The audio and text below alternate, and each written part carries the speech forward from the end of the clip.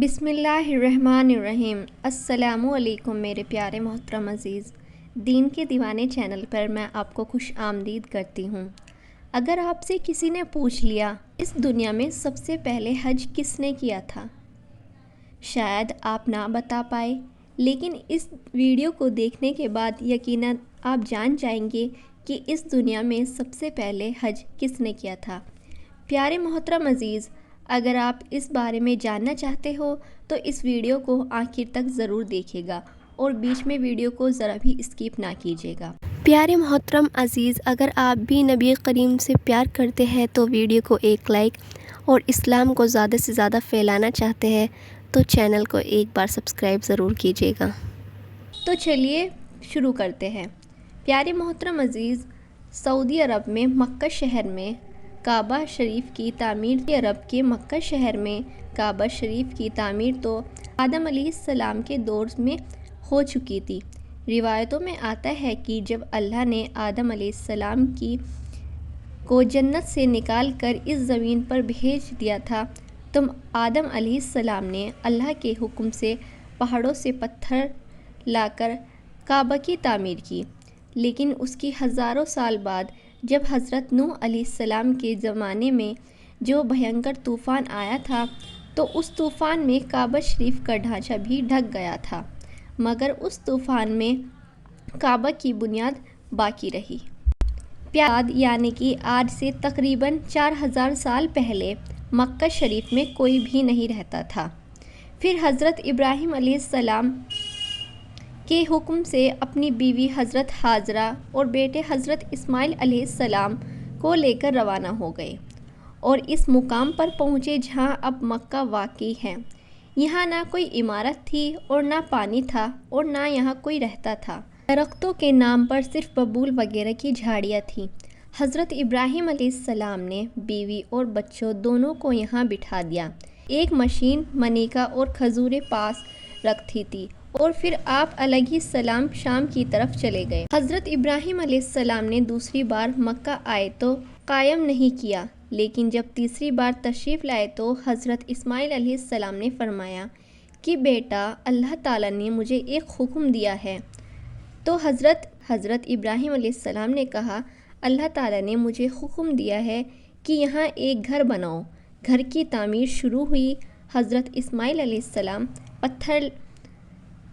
پتھر لاتے جاتے اور حضرت ابراہیم علیہ السلام بناتے جاتی تھیں۔ جب تعمیر ذرا بلند ہو گئی تو حضرت اسماعیل علیہ السلام ایک پتھر اٹھا کر لائے تاکہ حضرت ابراہیم اس پر کھڑے ہو کر تعمیر کریں۔ دونوں باپ بیٹے دیوار اٹھاتے جاتے اور دعا کرتے جاتے اور پروردگار ہم سے قبول فرما، سننے اور جاننے والا ہے۔ انہوں نے اس گھر کی تعمیر نہ ہی تو مٹی سے کی اور نہ ہی چونے کے پتھر سے، اور وہاں پر پتھر رکھ کر چلے گئے، نہ اس کی چھت بنائی نہ دروازہ۔ بعد میں الگ الگ زمانوں میں پھر بیت اللہ کی تعمیر ہوئی۔ کہتے ہیں اس وقت حضرت اسماعیل علیہ السلام کی عمر 20 سال تھی۔ حضرت ابراہیم علیہ السلام نے بیت اللہ کے پہلو میں حضرت اسماعیل علیہ السلام کی بکریوں کا بڑا باڑہ بنا دیا اور اس پر پہلو کی چھت ڈال دی۔ پہلے بیت اللہ کی جگہ ایک سرخ ٹیلہ تھا، اکثر سیلاب ادھر ادھر سے۔ جب حضرت ابراہیم علیہ السلام تعمیر کعبہ کی سفارش ہوئی تو حضرت اسماعیل علیہ السلام نے ایک ایسا پتھر لانے کو کہا۔ یہ پتھر حضرت جبریل علیہ السلام اوبیس کی پہاڑی سے لائے تھے۔ حضرت ابراہیم علیہ السلام نے اسے مقام پر رکھ دیا جہاں وہ اب قائم ہے۔ روایت یہ ہے کہ بہت روشن تھا۔ حضرت جبرائیل علیہ السلام نے انہیں تمام مقامات دکھائے۔ پیارے محترم عزیز، حضرت ابراہیم علیہ السلام کو جب اللہ کی طرف سے لوگوں کو حج کرنے کی دعوت دینے کا حکم ملا تو حضرت ابراہیم علیہ السلام نے اللہ سے یہ سوال کیا کہ اے میرے خدا، یہاں پر کون لوگ ہیں جو میری آواز کو سنیں گے؟ اللہ تعالیٰ نے فرمایا کہ ابراہیم، آواز دینا تمہارا کام ہے اور لوگوں تک اس آواز کو پہنچانا میرا کام ہے۔ پیارے محترم عزیز، اس کے بعد حضرت ابراہیم علیہ السلام نے ابو گیس پہاڑی پر چڑھ کر ایک بڑے سے پتھر پر کھڑے ہوئے اور لوگوں میں حج کرنے کا اعلان کیا۔ کہ لوگوں، اللہ تعالیٰ نے ایک گھر بنایا ہے اور تم پر حج فرض کیا ہے، لہٰذا تم اپنے پروردگار کی آواز پر لبیک کہو۔ تو اللہ نے حضرت ابراہیم علیہ السلام کی آواز کو اتنا بلند کر دیا کہ اس آواز کو دنیا کے ہر انسان نے سنا، یہاں تک کہ پیڑ پودوں کو بھی آواز سنائی دی، جس کی وجہ سے پہاڑ اور پیڑ پودے میں بھی یہ خواہش ہو گئی کہ وہ بھی اللہ کے اس پاک گھر کی زیارت کرے۔ اللہ تعالیٰ نے حضرت ابراہیم علیہ السلام کو یہ حکم دیا کہ رکوع اور سجدے کرنے والوں کے لیے پاک صاف رکھے۔ علماء اکرام کے مطابق حضرت ابراہیم علیہ السلام کے اس اعلان کے بعد سے ہی حج کی شروعات ہوئی، اور سب سے پہلے حج بھی حضرت ابراہیم علیہ السلام نے ہی کیا تھا۔ لکھتے ہیں حضرت عباس کی روایت کے مطابق صلی اللہ علیہ وسلم نے فرمایا، اللہ کے اس گھر پر ہر دن رات میں اللہ کی 120 رحمتیں نازل ہوتی، 60 توبہ کرنے والوں کے لیے، 40 نمازیوں کے لیے اور 20 اللہ کے گھر کو دیکھنے والوں کے لیے۔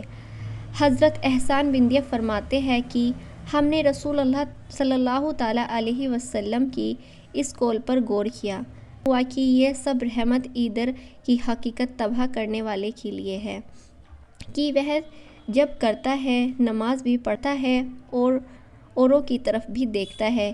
کسی نے کیا ہی اچھا کہا، خانہ کعبہ میں طرح طرح کی فضیلتیں ہیں، گھر والے انہیں جانتے ہیں، جو یہاں اپنی اوروں سے ڈر گیا اللہ اس کی حفاظت کرتا ہے۔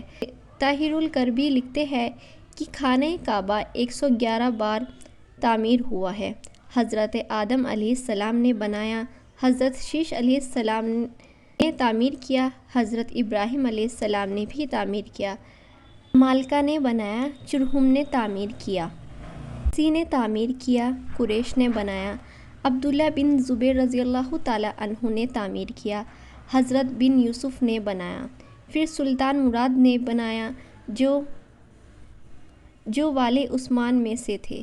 قریش کی جانب سے تعمیر صلی اللہ تعالیٰ علیہ وسلم نے تعمیر کے لیے جو حلال مال جمع کیا تھا وہ کافی نہیں تھا، اس لیے حضور کی طرف 6 ہاتھ ایک بار جگہ کم کر دی گئی۔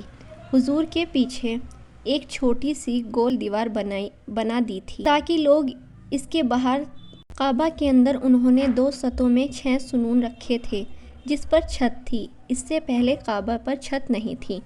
دروازہ ایک رکھا تھا، چھت کی بلندی 18 ہاتھ تھی۔ حضرت عبداللہ بن زبیر رضی اللہ تعالیٰ عنہ کی تعمیر بیت اللہ کے بارے میں طاہر الکرمی بتاتے ہیں، انہوں نے 3 دن تک اس تک رہنے کے بعد کعبہ کو بالکل زمین کے برابر کر دیا، اور حضرت ابراہیم علیہ السلام کی بنیاد کو بھی تو دیکھا کہ وہاں 6 ہاتھ اور ایک بالشت حضرت اسماعیل میں داخل ہے۔ جاتے تھے آپ نے رخ میں شنی کی جانب ایک زینہ اوپر جانے کے لیے بنایا تھا اور اسے سونے سے چھت پر پرنالہ رکھا تھا جو ہزارہ میں گرتا تھا۔ جس دن کعبہ شریف کی تعمیر مکمل ہوئی وہ دن بڑا ہی عجیب تھا۔ اس دن بہت سے غلام آزاد کیے گئے اور بہت سی بکریاں ذبح کی گئی۔ زبیر ننگے پاؤں نکلے، آپ کے ساتھ قریش بھی برہنہ پاؤں تھے اور مسجد عائشہ پہنچے اور عمرہ کا احرام بنایا تھا کہ اللہ نے انہیں ابراہیم کی تعمیر پر توفیق دی۔ ابن زبیر کی تعمیر کی وجہ یہ تھی کہ ایک شخص نے زمانے میں مسجد حرم کسی خیمے میں آگ لگا دی تھی۔ آگ لگنے کے بعد بڑھتے بڑھتے کعبہ تک پہنچ گئی اور اس کے بعد غلاف کعبہ میں بھی آگ لگ گئی۔ غلاف کعبہ بھی یمانی جلا دیا۔ 64 ہجری کا ہے۔ 10 سال بعد 74 ہجری میں حجاج بن یوسف نے اسی بنا پر کہ حضرت زبیر نے کعبہ میں اضافہ کیا تھا اور ایک دروازہ مزید بنا دیا تھا، اسے طاہر الکرمی لکھتے ہیں کہ اسے گرا کر قریش کی تعبیر کے متعلق لکھ دیا تھا۔ پیارے محترم عزیز، آج کا واقعے کے لیے بس اتنا ہی۔ پسند آئی ہو تو کمنٹ باکس میں اپنی رائے ضرور لکھیے گا اور چینل کو سبسکرائب کرنے کے ساتھ ساتھ ویڈیو کو لائک ضرور کیجیے گا اور ایسے ہی اسلامک سچے واقعے جانتے رہیے گا۔ السلام علیکم۔